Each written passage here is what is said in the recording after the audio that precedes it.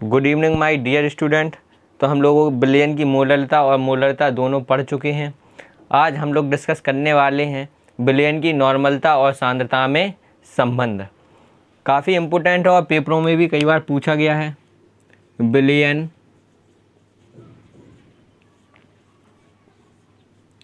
की नॉर्मलता तथा सांद्रता में संबंध। ठीक है, विलयन की नॉर्मलता तथा विलयन की सांद्रता में संबंध। छोटी सी डेरिवेशन है, अच्छे से देखना और अपनी कॉपी में लिखते चलना जिससे कि एक ही बार में समझ में आ जाए। तो सबसे पहले हम लिखेंगे विलयन की सांद्रता बराबर विलयन की सांद्रता बराबर, ये कह सकते हो ग्राम प्रति लीटर में सांद्रता बराबर। तो हम लोगों ने पढ़ा था और अच्छे से शायद सभी को याद भी होगा कि हम लोगों ने लिखा क्या था। क्या लिखा था? विलय का भार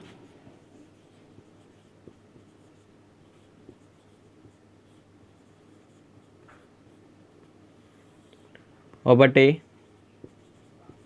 विलयन का आयतन लीटर में। विलय के भार को किससे प्रदर्शित करते हैं? WB। विलयन के आयतन को किससे प्रदर्शित करते हैं?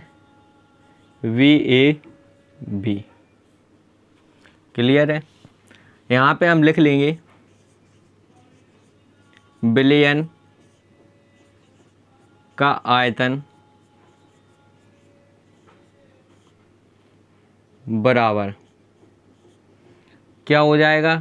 विलय का भार बटे विलयन की सांद्रता।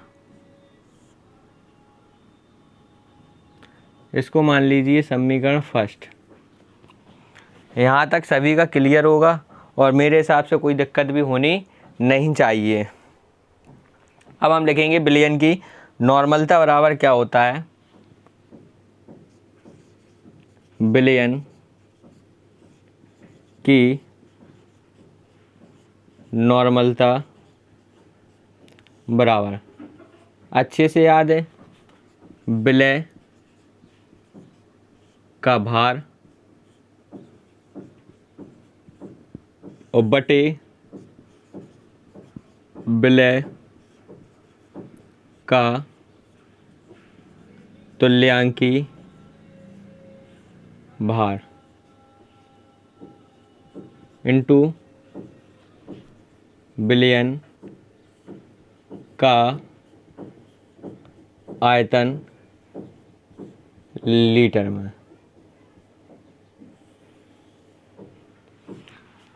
तो विलयन की नॉर्मलता बराबर क्या होता है? विलय का भार बटे विलय का तुल्यांकी भार इंटू विलयन का आयतन लीटर में।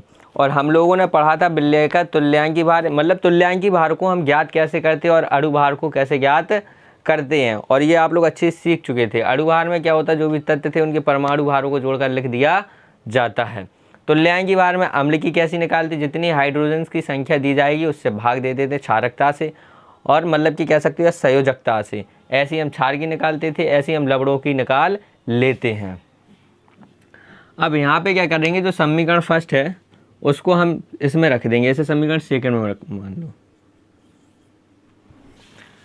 तो बोलेंगे समीकरण फर्स्ट को सेकेंड में रखने पर विलयन की नॉर्मलता को कैपिटल N से प्रदर्शित करते हैं। विलय का भार है जहाँ, वहाँ विलय का भार ही रहेगा, विलय का भार और बटे विलय का तुल्यांकी भार है तो विलय का तुल्यांकी भार ही रहेगा, विलय का तुल्यांकी भार। इंटू जो बिलियन का आयतन लीटर में है, तो बिलियन की आयतन लीटर बराबर हमने क्या रखा था, विलय का भार। समीकरण फर्स्ट को देखेंगे, क्या लिखा है, विलय का भार, और बटे में क्या रखा है, बिलियन की सांद्रता। बिलियन की सांद्रता। अब आपको दिख रहा होगा बहुत अच्छे से, विलय के भार से विलय का भार कैंसिल हो जाएगा। बिलियन की सांद्रता कहाँ पहुँच जाएगी, ऊपर पहुँच जाएगी।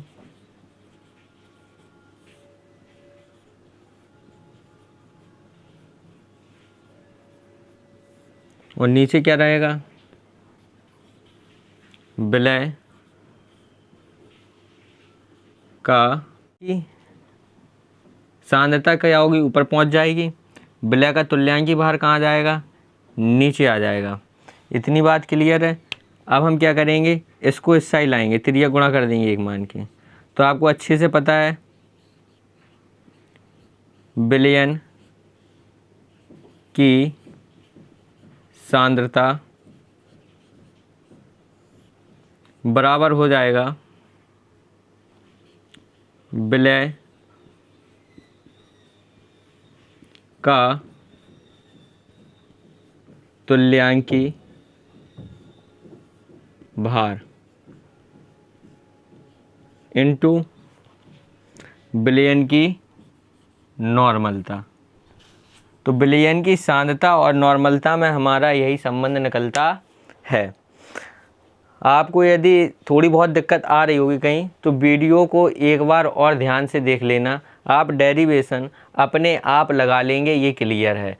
एक बार आप प्रयास करना कि वीडियो देखने पहले अच्छे से, उसके बाद बिना देखे आप कॉपी पर लिखना, ठीक है। और अब हम लोग पढ़ेंगे मोल अंश या मोल प्रभाज। ये प्रभाज के बारे में डिस्कस करेंगे अगली वीडियो में, अगले टाइम पर। और मिलते हैं एक छोटे से ब्रेक के बाद।